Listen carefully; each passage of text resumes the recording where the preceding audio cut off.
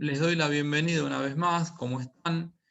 En esta oportunidad nos vamos a centrar en el análisis de un fallo que trata la responsabilidad del titular registral de un rodado. Antes de analizar la sentencia en cuestión, vamos a recapitular un poquito cómo es la cuestión vinculada a la responsabilidad respecto de automotores. Para eso tenemos que comenzar hablando de cómo funciona nuestro sistema registral. En nuestro país tenemos dos tipos de registración: la registración declarativa y la registración constitutiva. La registración, declarativa es aquella en la cual se toma razón de la transferencia de dominio solo como un medio de publicidad, es decir, el derecho real nace extrarregistralmente o fuera del registro. Es el caso de los inmuebles nacen con título suficiente, es decir, acto jurídico revestido de la forma de escritura pública, y modo, que en el caso de los inmuebles es la tradición de la cosa. Los regímenes de inscripción constitutiva implican que el derecho real de dominio y los demás derechos reales, no en juego, pero estamos centrados en este momento en el dominio, solo nacen con la inscripción del vehículo en el registro correspondiente. Nuestro sistema registral en materia de automotores es constitutivo. Se ha dicho que cuando se sancionó el decreto 6582 del 58, que es el que regula el sistema registral en materia de automotores, la función primordial fue justamente aquellas vinculadas a la responsabilidad del titular registral. Porque dado la, constante circulación en el mercado o en el comercio respecto a los automotores, establecer un sistema de inscripción declarativa implicaría,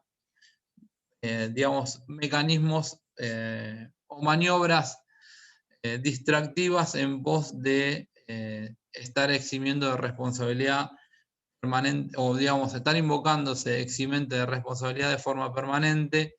La prueba de la posesión en el rodado haría que fuese muy difícil establecer, en algunos casos incluso, quién conducía.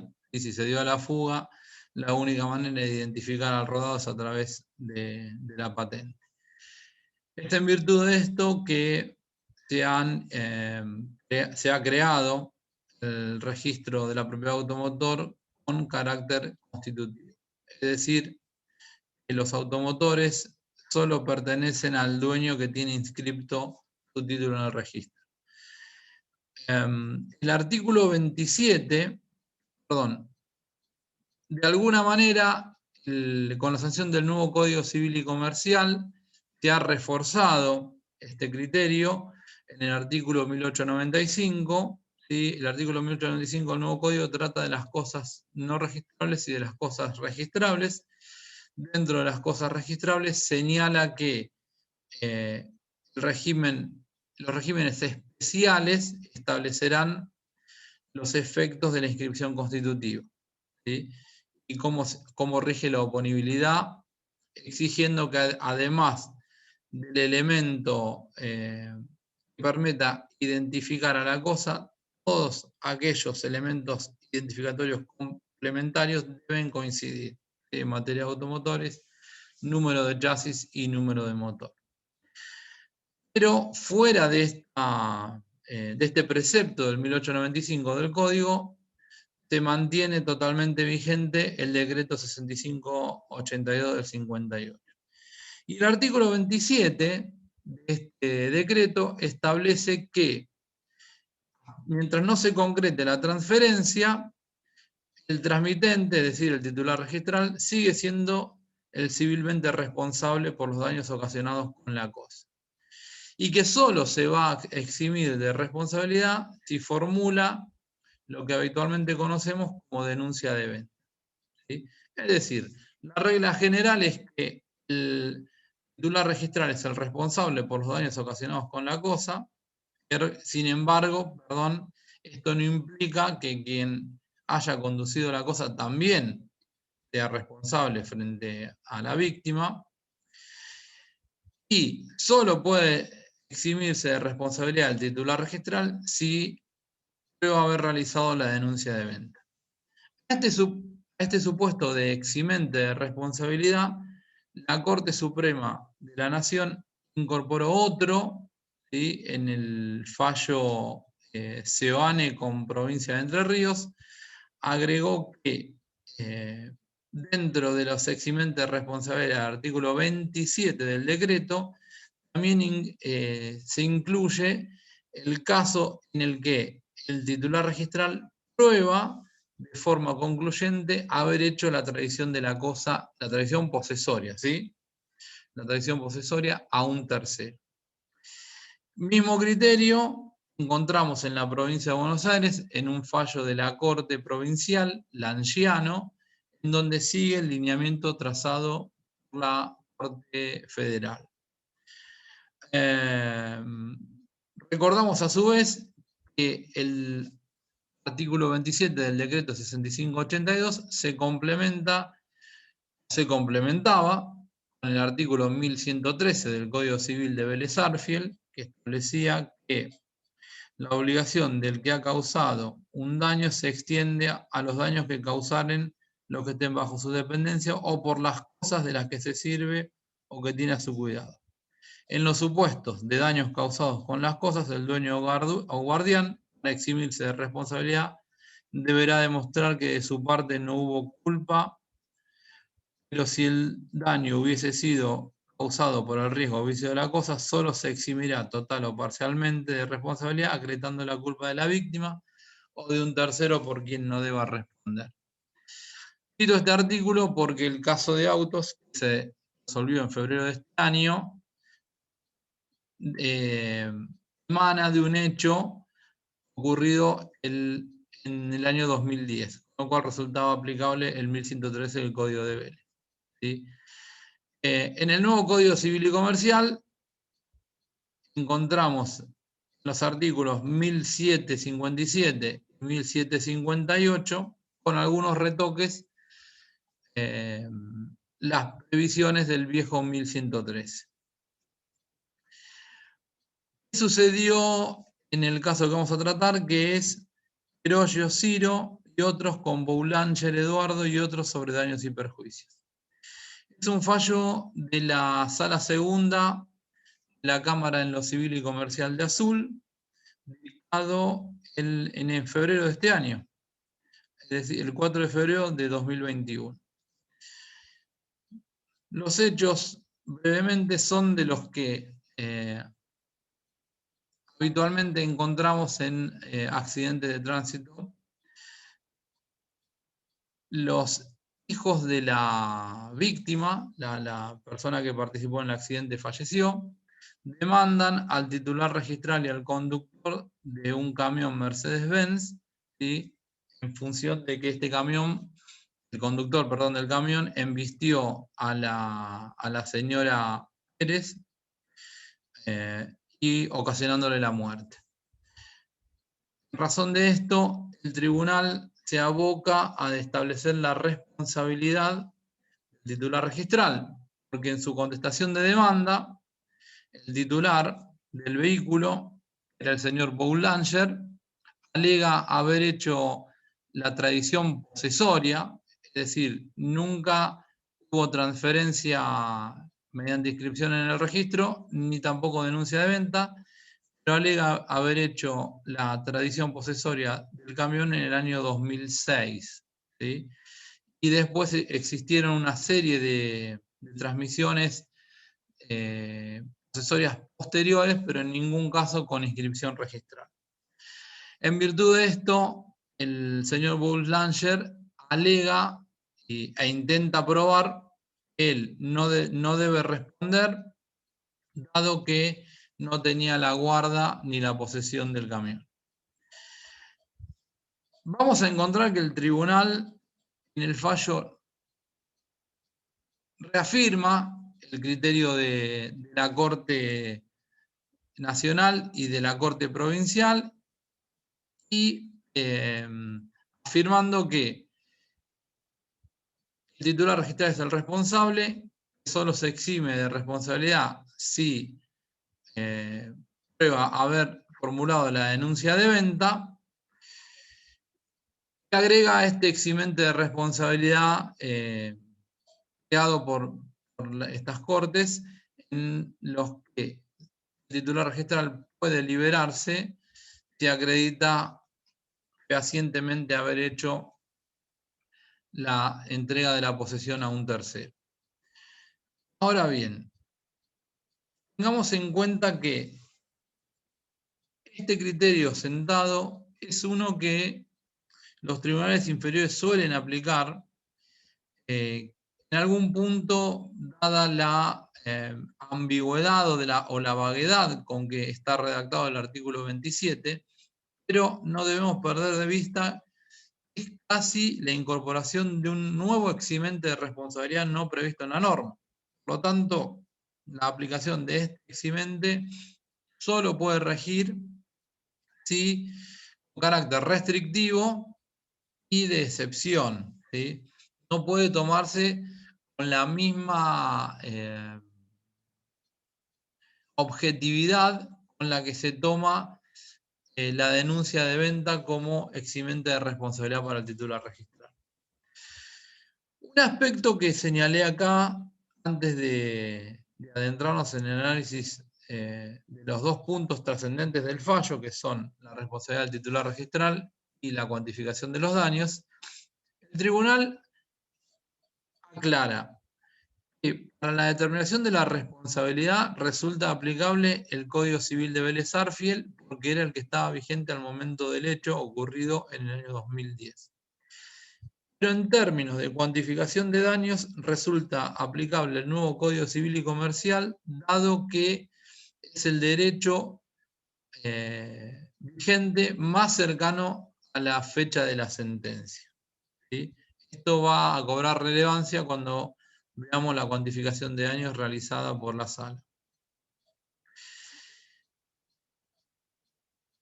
Si bien tenemos claro que en términos de atribución de responsabilidad, el artículo 27 imputa la responsabilidad al titular registral, que junto con el eximente de responsabilidad de la denuncia de venta, de alguna manera las Cortes de Nación y Provincia también admiten la posibilidad de que se exima de responsabilidad del titular registral si prueba haber transferido la guarda y posesión de la cosa a un tercero. Un aspecto, en definitiva, termina siendo materia de prueba y de criterio del tribunal que decide en cada caso, tiene que ver justamente con cuál es la prueba que resulta suficiente para liberar al titular registral, ¿sí?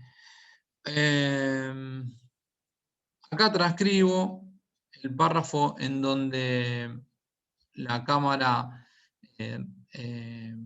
toma esta directiva fijada por la Corte Federal y por la Corte Provincial, pero en términos de determinar cuál es la prueba que permita eximir de responsabilidad, no existe un criterio uniforme sobre el punto o un criterio emanado de la Corte. La Corte decidió, en el caso que decidió, valoró cierta prueba, pero la prueba va a variar de expediente en expediente. Sí parecería ser que la Cámara de Azul fija un piso mínimo en términos probatorios.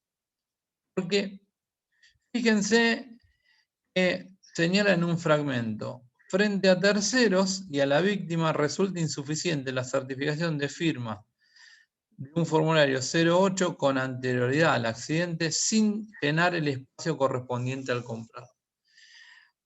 Parecería ser que para la sala 2 de la Cámara de Azul el formulario 08, en definitiva es el contrato de compraventa, porque el formulario contiene los dos elementos esenciales de la compraventa, que es el precio y la cosa, sin perjuicio de que también podría existir un boleto de compraventa automotor. Pero parecería ser que para la sala 2 es un requisito necesario la existencia del formulario 08 con las firmas certificadas de vendedor y comprador. Digo, esto es necesario, no digo suficiente, porque en realidad, en tanto acto jurídico, el formulario 08, más allá, digamos, en términos de que es un documento escrito, es un acto jurídico, no prueba la entrega de la cosa. Recordemos que nuestro Código Civil y Comercial establece que la forma de acreditar la tradición posesoria debe justificarse mediante actos materiales. Solamente permite el consensualismo entre las partes. Es decir, entre transmitente y adquirente pueden dejar plasmado en el contrato que se hicieron entrega de la cosa. Respecto de ellos es suficiente, pero frente a terceros, solo los actos materiales acreditan la tradición posesoria. Por eso digo que no sería suficiente en términos de entrega de la cosa el formulario 08, pero sí un requisito necesario en atención a lo que decide la Cámara en este expediente. Es decir, que en definitiva, y dado que ni siquiera el formulario 08 estaba firmado y cuya firma certificada por notario, ante la ausencia de esta firma, rechaza la excepción de legitimación pasiva opuesta por el titular registral y condena a resarcir a la parte actora. Vamos al segundo aspecto relevante en la sentencia, que tiene que ver con la cuantificación de los daños. Para ello debemos recordar que el código, que el tribunal establece que resulta aplicable en términos de cuantificación el derecho más cercano a la fecha de la sentencia, ¿sí? Vamos a ver, sin embargo, que cuando analiza uno de los rubros, se aparta de este criterio de forma un poco llamativa, porque tenía mecanismos para resolver el interrogante que le presentaba, o el desafío que le presentaba el caso. En términos de daños materiales, el actor reclamó desvalorización del valor venal del ciclomotor en el que se movilizaba la víctima y privación de uso. Vamos a decir lo siguiente: los hijos de la persona fallecida en el siniestro no aportaron prueba ni para acreditar la desvalorización ni para acreditar la privación de uso. En atención a esto, es que el primero de estos dos rubros es rechazado y el segundo es admitido, ¿sí? Pero aplicando una presunción. En una parte del fallo vamos a encontrar que se señala que en lo atinente a la privación de uso de un vehículo, esta sala ha señalado que de ordinario la no disponibilidad de un vehículo determina la producción de un daño emergente, que se verifica cuando se demuestra o es presumible. Este camino presuncial es el generalmente aceptado. El damnificado ha debido recurrir a medios de transporte sustitutos para reemplazar la función que desempeñaba el vehículo propio. Parece cierto que si un vehículo fue dañado, debe ser reparado, ¿sí? No hay mucha discusión sobre el punto. Ahora, en algún punto o en alguna parte me parece riesgoso esto que en algunos o reiteradamente vienen haciendo los tribunales, de establecer la presunción en torno a la privación de uso, porque la falta de prueba, entre otras cosas, no determina durante qué periodo no pudo utilizarse el rodado, ¿sí? En el caso concreto que venimos analizando, estableció que un plazo prudencial de privación de uso eran 10 días. Pero los daños pueden variar de caso en caso y sobre todo en términos de importancia del daño y de tipo de rodado. Y liberar al actor de esa prueba en algún punto puede resultar muy arbitrario para la parte demandada.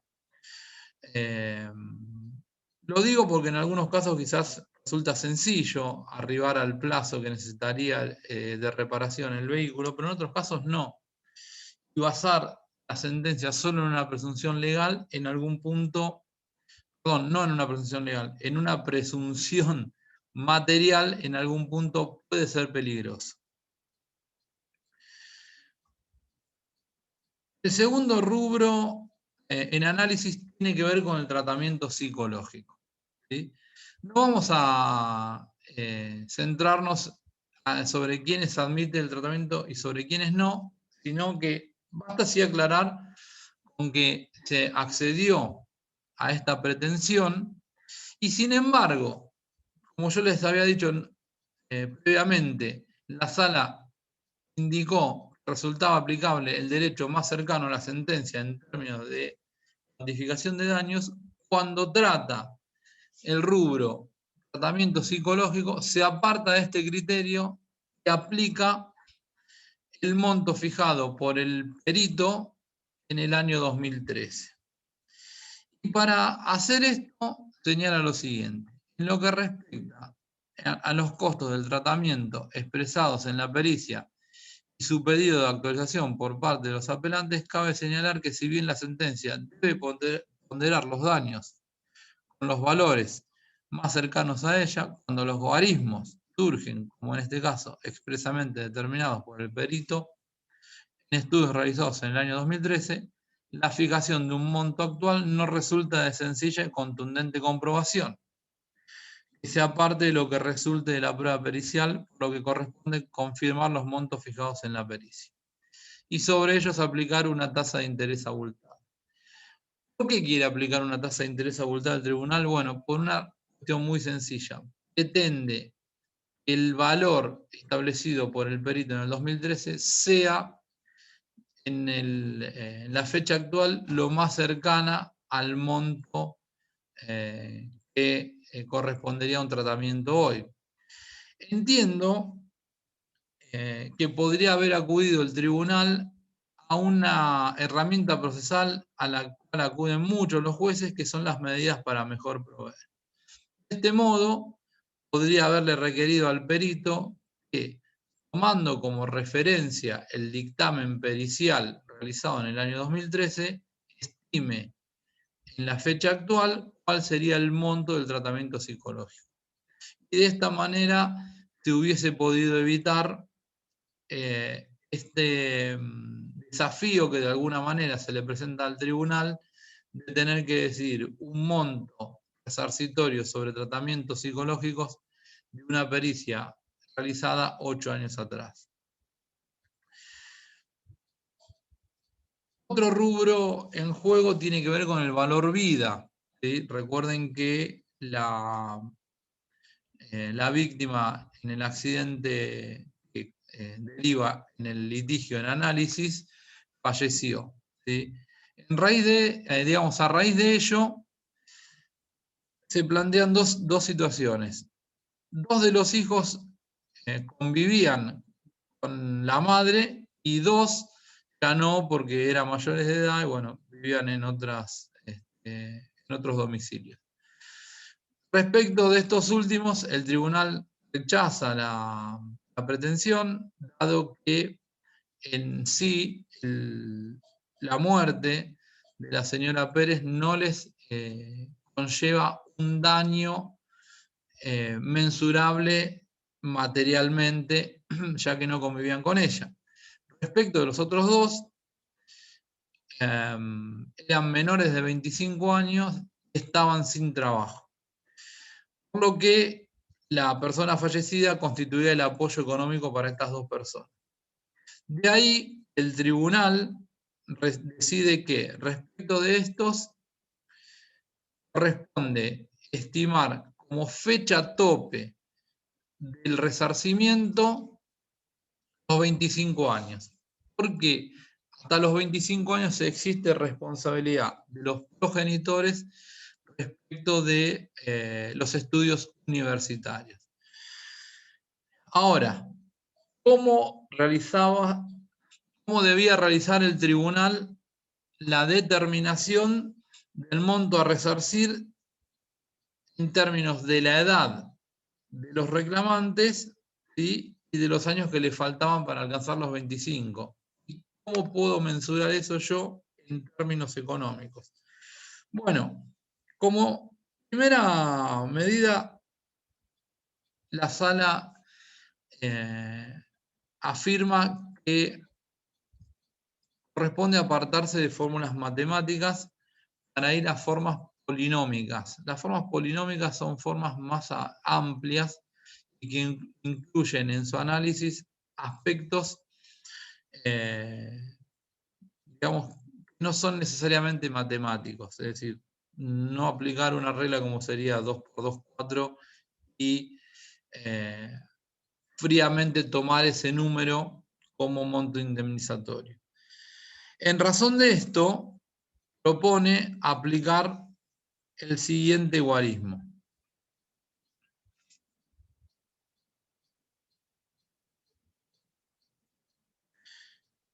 Miren que voy a volver un poquito hacia atrás. Propone aplicar el siguiente guarismo.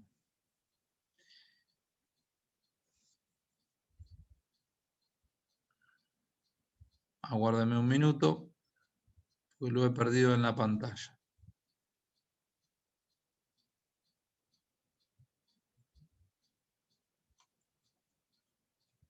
Acá estamos.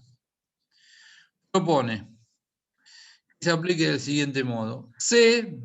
Recuerden que las fórmulas polinómicas se transfieren a términos para realizar la ecuación.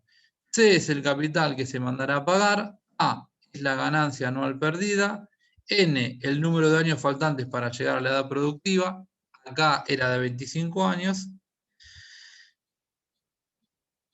y T es el interés anual que se sume devengará el capital mandado a pagar.